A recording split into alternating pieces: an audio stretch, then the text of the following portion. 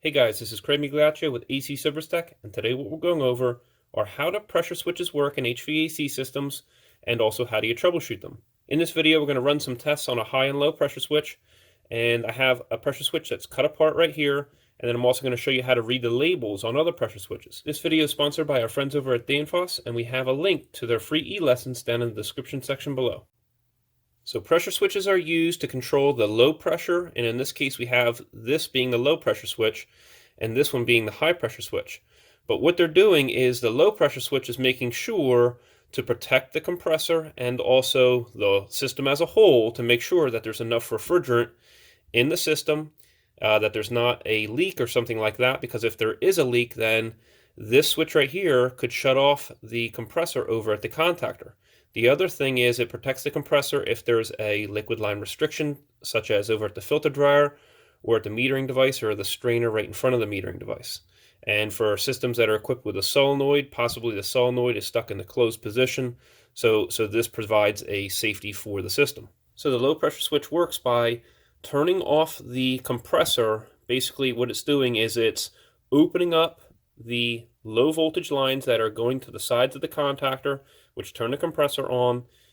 They also can handle higher voltage, but typically these are hooked to the low voltage 24 volt lines.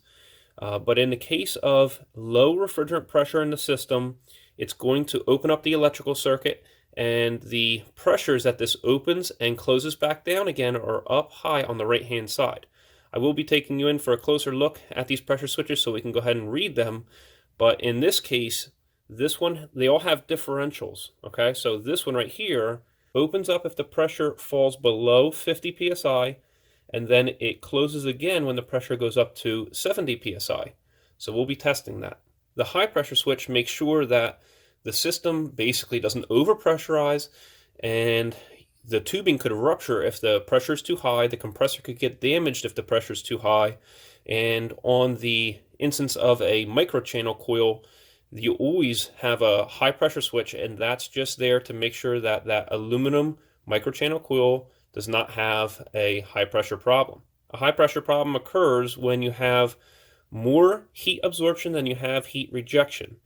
So the thing is, maybe the coils on the outdoor heat pump or condenser are in very, very bad shape, and it just has a hard time rejecting the heat outside while it's absorbing the heat inside the building.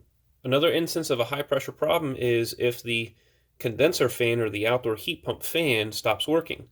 So that could happen, say the motor goes bad, or the fan shroud, there's a problem with that. So this pressure switch is going to stop the pressure from just continuing to rise without having an ability to reject the heat that's within the refrigerant. You got to remember, if the refrigerant cannot reject heat, then the pressure is just going to continue to rise. Now over here you have a condenser fan cycling switch, and what this does is on a heat pump, its job is to basically cycle the outdoor fan on and off. So if the heat pump is able to absorb more heat than it's able to reject on the inside of the building during heat pump mode, then what this is going to do is it's going to even out the heat absorption and the heat rejection of the system by shutting the outdoor fan off.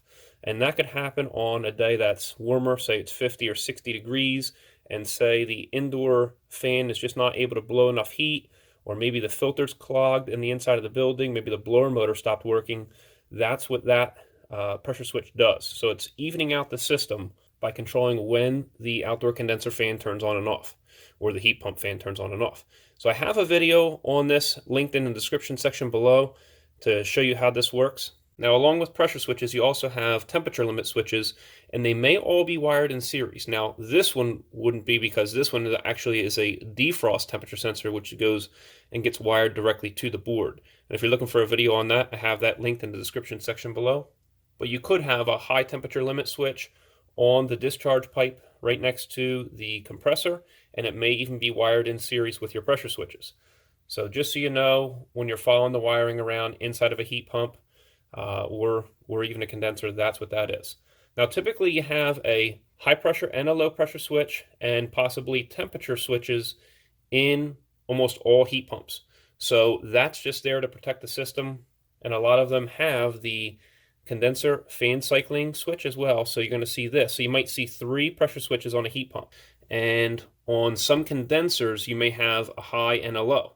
It just depends on the system. You may not have any pressure switches at all if it's just a standard condenser for air conditioning mode. So now let's go ahead and read our pressure switches so we can see what pressures they open and close at. So as you can see with this pressure switch, it opens up at 650 psi and closes at 460 psi.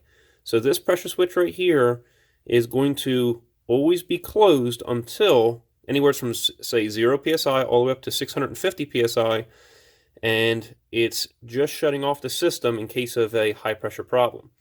And it's going to wait. It's going to be always going to be a differential with these in order to close the circuit back down again, because you don't want a cycling on and off, on and off, on and off a lot if there is a potential problem with the system. Also, if you take a look in here, there is a Schrader valve depressor inside.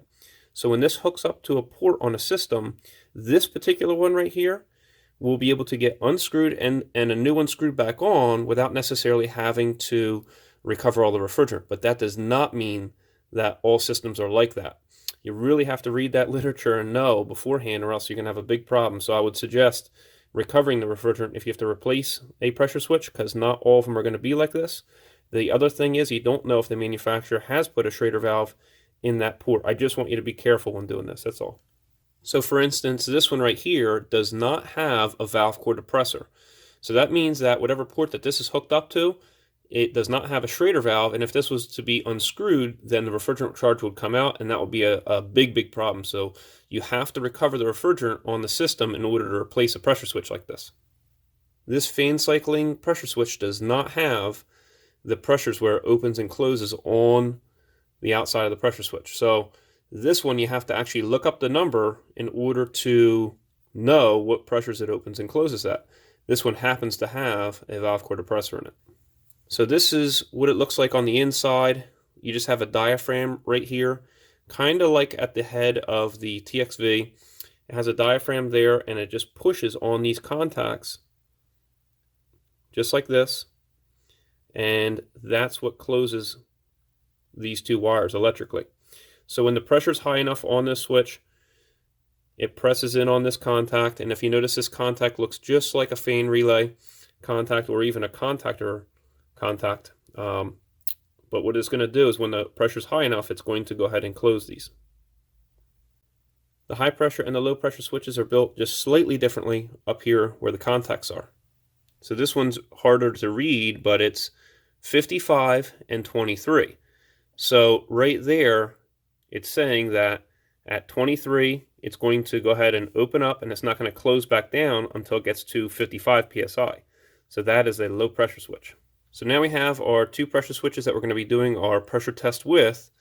And this one right here at the top right, you see that it opens up at 50 and closes back down at 71. So this one right here would be for a R4 to nice system, versus the other pressure switch that we just looked at was for an R22 system. This right here is 625 and 500. So it's going to open up at 625 and it's going to close back down at 500. Now it's not closing any pressure, it's just closing the electrical circuit. All a pressure switch can do is just open and close the electrical circuit of the wires connected to these terminals. Now these terminals are in a location where it's not with the outside weather, but other pressure switches have the wires actually sealed in the top. So this was most likely connected to a package unit over towards the electrical compartment. So these are your service access ports to the system, and what I'm going to do here in order to run our test is I've already brazed the ends of these, and inside of here there are Schrader valves and there are valve core depressors pressing in on them. And what I'm going to do here is I'm going to pull these Schrader valves out, and I'm going to hook up the valve core removal tools that are also connected to our test gauges, and we're going to go ahead and push nitrogen in here, and then we're going to read our resistance value with our multimeter while we're increasing the pressure and then letting some of the pressure out. So we have our multimeter set on resistance. We're on the high pressure switch, and on the switch here it says 625 psi is when it's supposed to open. So anywhere from 0 to 625 is going to be closed with 0.0 ohms of resistance. Then as we release some of the nitrogen out and our multimeter is reading OL, the multimeter is going to read 0.0 ohms of resistance again once we lower the pressure below 500 psi. So here we go.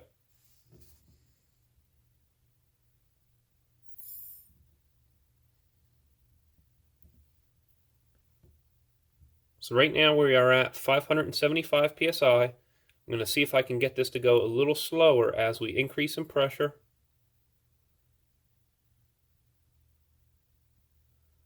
So we're right near 625 right now.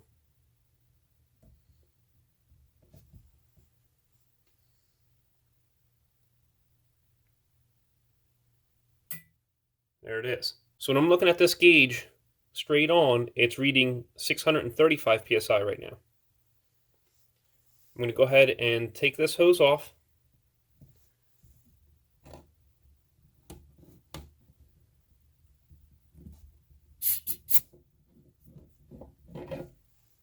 Now I'm going to try to release this pressure slowly, and as we watch the pressure gauge, we're going to also watch the multimeter, and it should go to 0.0 right around 500 psi.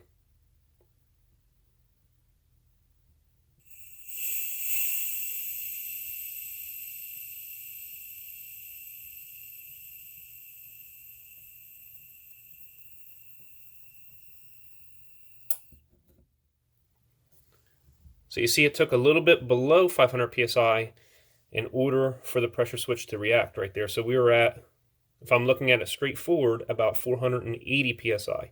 So that's very close to the 500 that it's supposed to be at on the rating. So that's how that works. Now let's go ahead and take a look at the low pressure switch. So I let all my pressure out of the high pressure switch, and you see it's reading very close to 0.0 ohms of resistance. The 0.1 is just from the connection with the alligator clips right here. Now let's go ahead and look at the low pressure switch. This one reads 71 and 50 psi. You see it's reading 0, but once we allow pressure to come in here past 71 psi, the electrical circuit's going to close. It's going to read 0.0 ohms of resistance. Then once we let a little bit of nitrogen out and the pressure falls, it's going to read OL again. So here we go. I'm going to go ahead and turn this valve right here.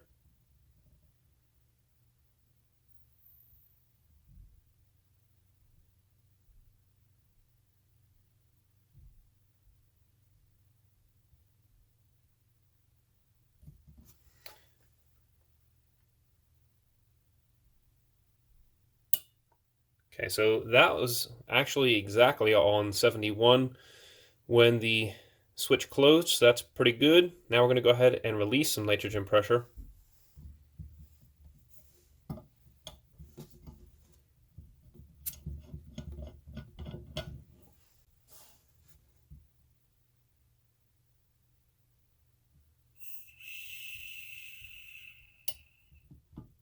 So that was at about 48 psi, right about there, when the switch opened back up again.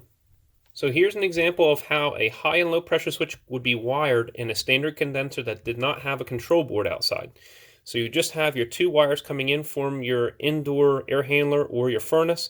You have your 24-volt wire coming through this pressure switch, through the second pressure switch, and then coming over to the contactor, going through the contactor coil, sucking this down, and then finding its way back to the common over at the air handler or furnace control board. So if either the low pressure switch or the high pressure switch opened up the electrical circuit, it would not allow the compressor to turn on because it wouldn't allow power to the contactor. And this is a defrost control board, and this would be found in a heat pump. You'd have your fan cycling pressure switch hooked up over here, and this relay is what turns on and off the condenser fan, either due to high pressure or during the defrost mode. So that's why this is a relay right here. Anytime you see these black boxes, that is a relay. Then you see between Y and T1, that's where your standard pressure switches are going to go. Your low and high pressure switches, along with any temperature limit. And basically that's what's going to, once you have your 24 volts coming through from one to the other, that's what's going to start your timer on your defrost board. And then you also have your DFT right here connected to your defrost temperature sensor. If you want to see more videos on the defrost boards, I have them linked in the description section below. Now, in reference to troubleshooting, you really want to get an accurate pressure reading if you suspect that the pressure switch is the problem. So for instance, if the unit's not turning on at all, It could be due to a low refrigerant pressure, and therefore the low pressure switch is not allowing the system to turn on. So that could be an issue. If you suspect the pressure switches as being the problem, you can also shut the power off to the outdoor unit and go ahead and disconnect the electrical wires, say from the contactor, and you should be able to read your resistance value across both pressure switches. And when the system is off and equalized, you should be reading 0.0 ohms of resistance across both of them. So remember, at any point in time with these pressure switches, you should be reading 0.0 or OL if the system's running and there's a fault due to the pressure. It should never be reading something, like 20 ohms, 100 ohms, a couple hundred ohms. That would mean that there's a possibility the contacts inside are pitted and they're not making a good connection. It could also mean that the wires coming off of these, there's some type of corrosion or something like that, and it's not going to allow the system to have the voltage travel through that while it's running. So you really want to note when the system is shutting off. So you have your pressure gauges, your high and low pressure gauge on there, and you want to see at what pressure is the system shutting off at. And you can check your voltage when it comes out of the pressure switches in order to see when you're losing that while the system is running. So that's a way to determine which pressure switch it is by reading your pressure gauge. Is it the high pressure switch? Is it the low pressure switch? And then beyond that, you want to make sure that you line whatever pressure up that this is tripping at with the pressure that's on the pressure switches, so that you know if it's doing its job or if it's faulty and it's, say, opening up at a pressure that is, say, too low when it's on the high pressure switch. So if it's supposed to open up at 625 and it's opening up at 400 or something like that, then that pressure switch is bad. Likewise, with this low pressure switch here, if you had enough pressure, say you had 80 psi, and it's not allowing the system to turn on, then you know that that's the issue. As well, you got to think about what refrigerant pressure your system should be at in the first place. For instance, if it's a package unit outside and it's R410A, then if it's 70 degrees outside, it should be 200 psi when the system's off. So if the pressures are low, then that's an indication that you have a low refrigerant charge, and then you need to go ahead and find that leak before you do anything else.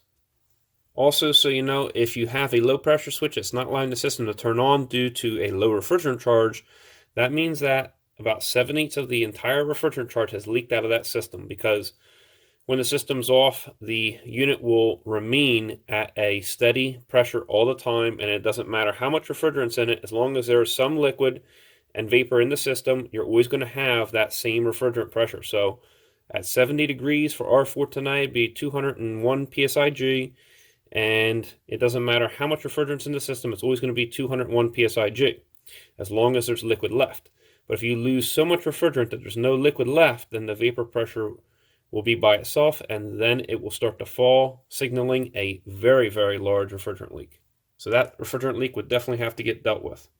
Now, if you were going to replace this pressure switch and you had your port right here, I would always use the nylog or refrigerant oil right on the flare seat of the 1/4-inch port. So once it's right on here, you don't have to put it on the threads, just on the port face right here. This is where the connection is actually sealing in the refrigerant, and then you go ahead and screw on your pressure switch, and then you tighten with your 2 wrenches between here and here. If you're looking for the tools I used in this video and some of the other tools that I use out in the field, I have them all linked in the description section below, as well as some of the other related videos. If you want to help support this HVACR training channel, click here. If you want to subscribe, click here. And if you want to see another HVACR training video, click right here. Hope you enjoyed yourself, and we'll see you next time at AC Service Tech channel.